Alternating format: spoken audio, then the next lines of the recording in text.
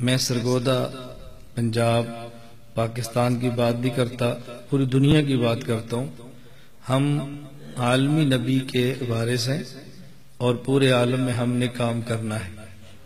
اللہ رب العزت کا کرم دیکھیں کہ اب پورے عالم میں کام کرنا جتنا آسان ہے اس سے پہلے اتنا آسان نہیں تھا۔ میڈیا نے گلوبلائزیشن کے دور میں بہت دور والے لوگوں کو قریب کر دیا ہے۔ جہاں آدمی کئی مہینے سفر کر کے جاتا تھا، اب 1 سیکنڈ میں آدمی کی آواز وہاں پہنچ جاتی ہے۔ اس لیے ہم نے میڈیا کو بحمد اللہ تعالی استعمال کیا ہے اور بغیر کسی کی ملامت کے پرواہ کیے استعمال کیا ہے۔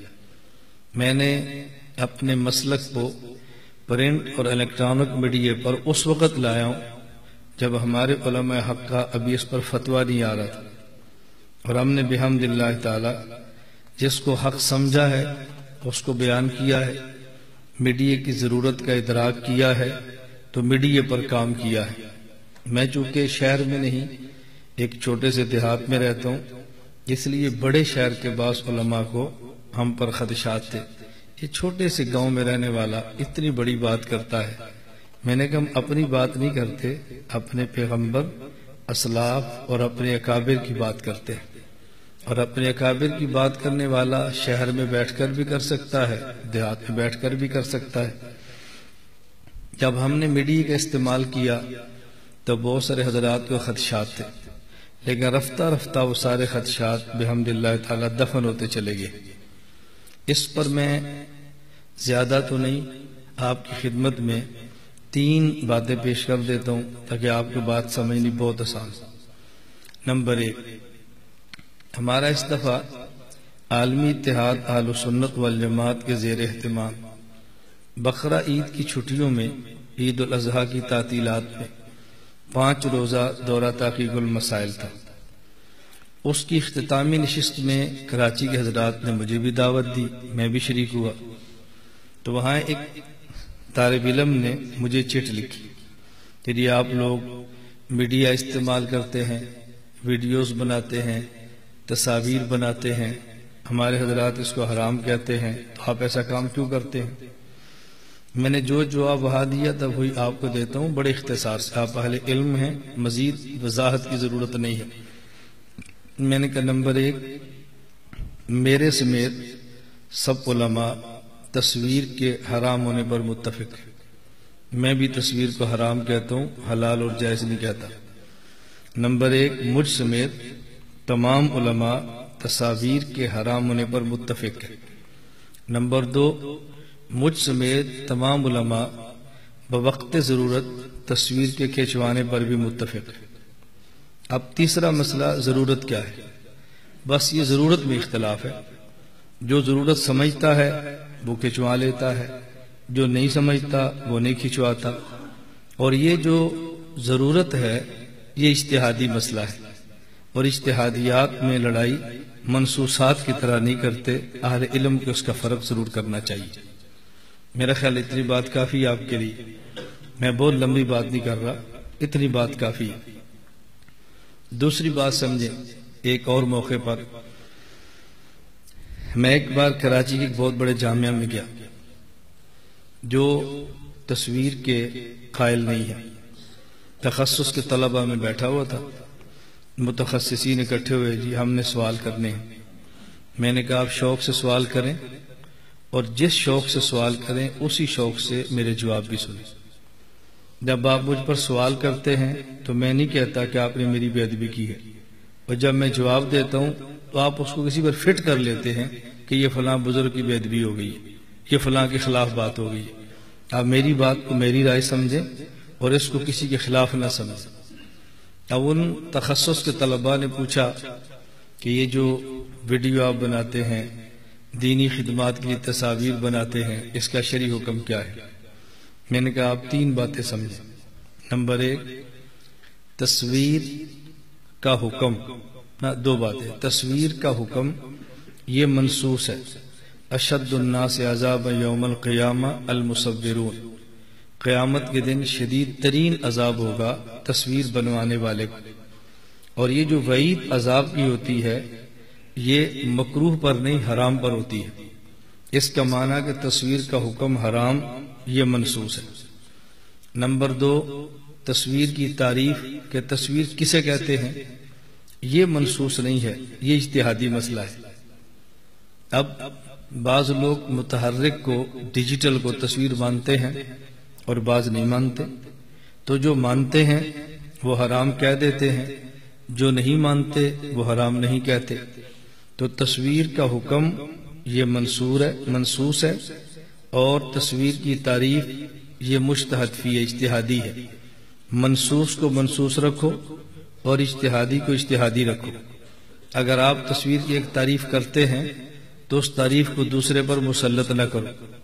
جب ہمارے امام کے بارے میں ہماری رائے یہ ہے مذہبنا ثواب یحتمل الخطا، تو اپنے بارے میں رائے کیوں ہے مذہبنا ثواب لا یحتمل الخطا؟ امام کے بارے میں اب یحتمل الخطا کے قائل ہیں اور اپنے بارے میں یحتمل الخطا کے قائل نہیں۔ آپ اپنے آپ کو بہت بڑا سمجھو، لیکن کم از کم امام اعظم ابو حنیفہ سے بڑا نہ سمجھو، ان سے تھوڑا سا نیچے رہو تو انشاءاللہ پھر گنجائش نکل آئے گا۔ تیسری ایک اور بات سمجھیں، آزاد کشمیر ایک جگہ ہے عباس پور، وہاں میں اپنے مسلکی دورے پر تھا تو مسجد میں بیان تھا اور میرا میڈیا کیمرہ مین میرے ساتھ تھا۔ میڈیا ٹیم کا معنی 10 بندے نہیں ہوتے، کبھی ٹیم کا ایک بندہ ہوتا ہے، پوری ٹیم ہوتی ہے۔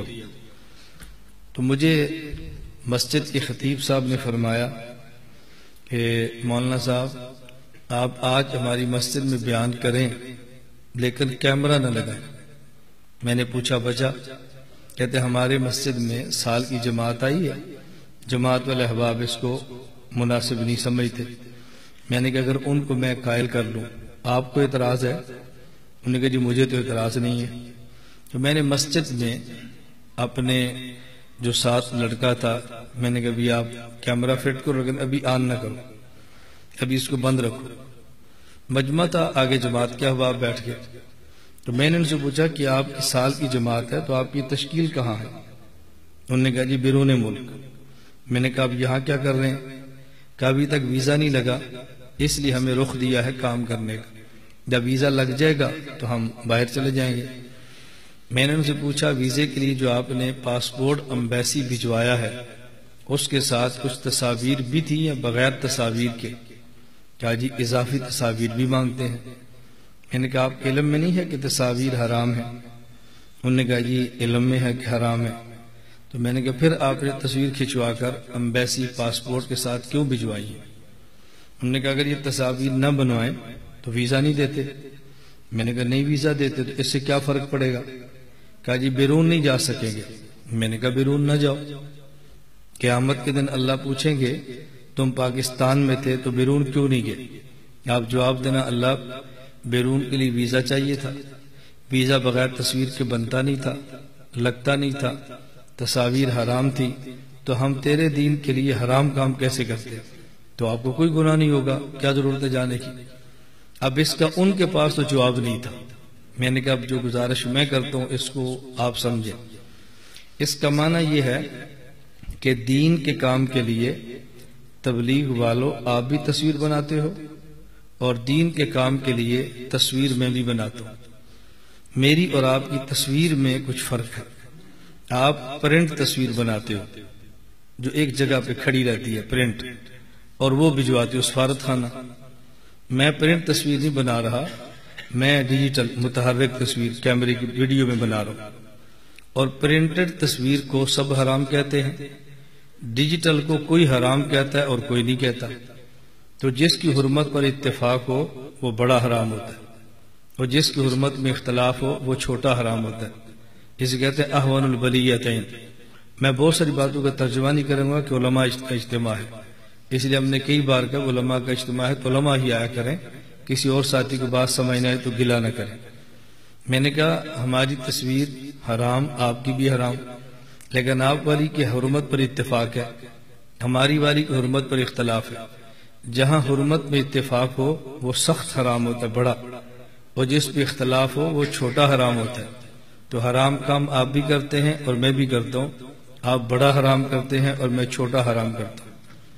پھر آپ کی تصویر سفارت خانہ پڑی رہتی ہے اور آپ انگلینڈ، امریکہ، یورپ باہر جاتے ہیں، اور میں سرگودہ رہتا ہوں، اپنی تصویر کو امریکہ، کینیڈا، یورپ، انگلینڈ بھجوا دیتا ہوں۔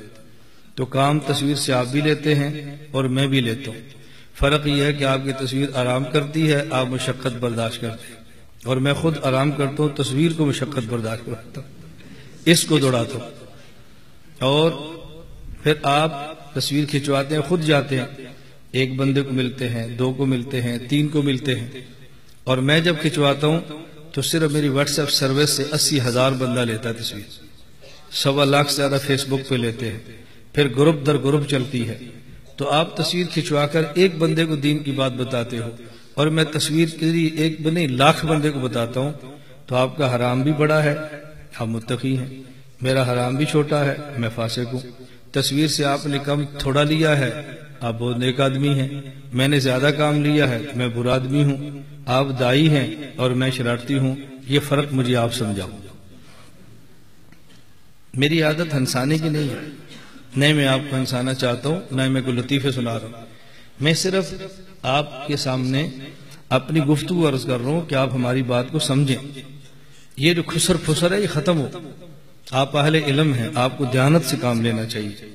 علماء کی شان کے لائق یہ باتیں نہیں ہیں جو ہم نے سلسلہ شروع کیا ہوا ہے۔ اب اس کا مجھے کوئی جواب نہیں ملا۔ میں ایک بار کے گزشتہ سال کی بات ہے، میرا سفر تھا ہانگ کانگ کا۔ ہانگ کانگ گیا تو میرا بیان تھا، اس بیان میں کیمرہ تھا۔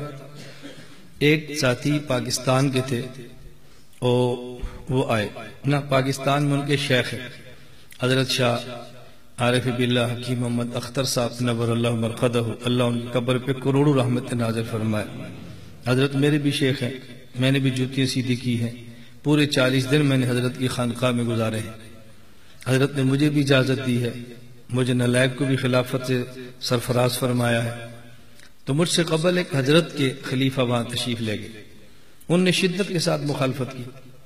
پھر ان کا ایک مرید تھا، اس نے مجھ سے بات کی، مجھے اس نے کہا جی ہمارے حضرت تشریف لائے اور وہ منع کرتے ہیں ویڈیو نہ بناؤ، اور آپ بڑے اہتمام سے ویڈیو بناتے ہیں۔ میں نے کہا جن سے آپ نے بیعت کی ہے ان کی خصوصیت کیا ہے، آپ نے کیوں ان کی بیعت کی ہے؟ اس نے کہا جی وہ حضرت حکیم صاحب نے خلافت دی ہے تو اسی لیے دیا نا کہ لوگوں کو بیعت کریں۔ میں نے کہا حضرت نے آپ کے علم ہے کہ مجھے بھی خلافت دی ہے؟ کہا جی ہاں۔ تو میں نے کہا خلیفہ ہونے میں تم دونوں برابر ہو گئے، وہ بھی خلیفہ میں بھی خلیفہ۔ وہ عالم ہے؟ مجھے کہتا ہے نہیں۔